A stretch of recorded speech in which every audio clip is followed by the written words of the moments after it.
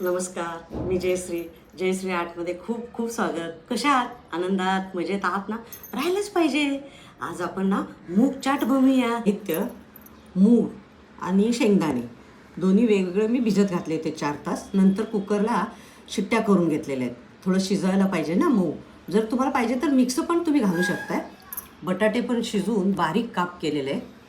Tomato बारीक चिरून घेतला आहे.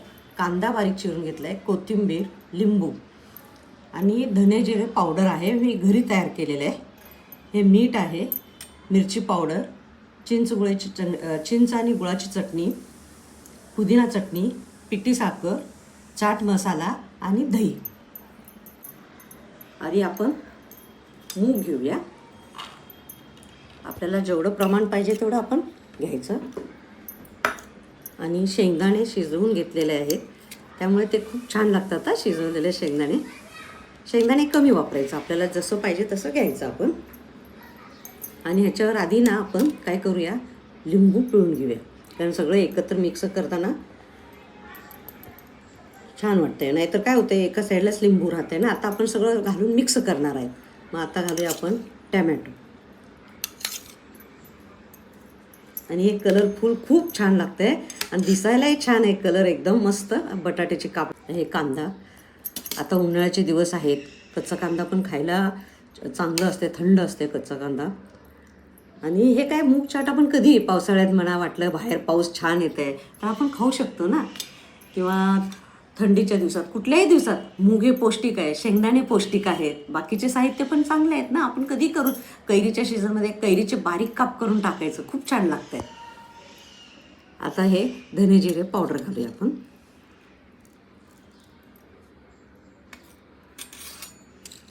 मीठ चवीनुसार थोडंसं घालायचं, कारण मूग शिजवताना मी मीठ घातलेलं आहे.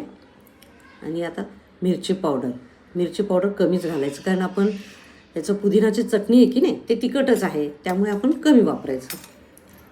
आता ह्याच्यावर छान असं आंबट गोड चटणी आहे, ते घालूया. तुम्हाला दाखवलेलं आहे मागे आंबट गोड चटणी. आता हे पुदिना चटणी आहे बघा. आता तुम्हाला दिसायला पण किती छान वाटतं, एकदम मस्त दिसतंय की नाही. आणि आता थोडंसं पिठी साखर, कारण कसं आहे, आपण लिंबू पिळलेलं आहे ना, हे छोट्या चमच्यानं थोडंसं घालायचं, कारण जास्त आंबट पण नको आहे, कारण दही तर घालणार आहे. आता थोडंसं चाट मसाला घालायचं. धने जिरे पावडर तर आहेच, पण चाट मसाला पण घालायचं. आणि आता दही घालूया आपण ह्याच्यावर. दही काय ना फेटून घेतलेलं आहे, घट्ट असं दही छान आहे.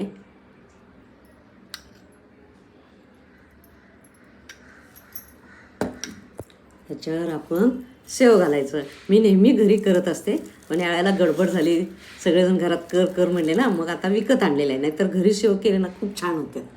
तर आपलं हे चाट तयार आहे. आता खाऊन बघूया कसं झालं आहे. मला तर खूप आवडतं आहे. तुम्ही ह्या प्रकारे करून बघा घरात, कारण लहान मुलांना, वयस्कर वृद्ध लोकांना कोणालाही आवडण्यासारखं आहे, कारण चटपटीत आहे ना. आणि मूग शेंगदाणे हे सगळं पौष्टिक आहे, हे सगळं खाल्लंच पाहिजे. कारण मूग पण आपण जास्त खात नाही ना, आमटी, उसळ किंवा डोसा करून खातो आपण. हे आता खाऊन बघूया आपण कसं.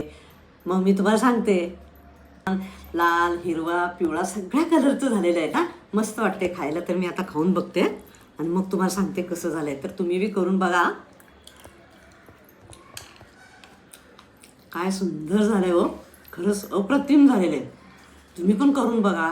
आणि नवीन असाल तर सबस्क्राईब करायला विसरू नका. शेअर करा, कमेंट करा, बेल आयकॉन दाबा. तुम्ही वेळात वेळ काढून आपलं चॅनल म्हणून बघताय ना, त्याच्याबद्दल धन्यवाद.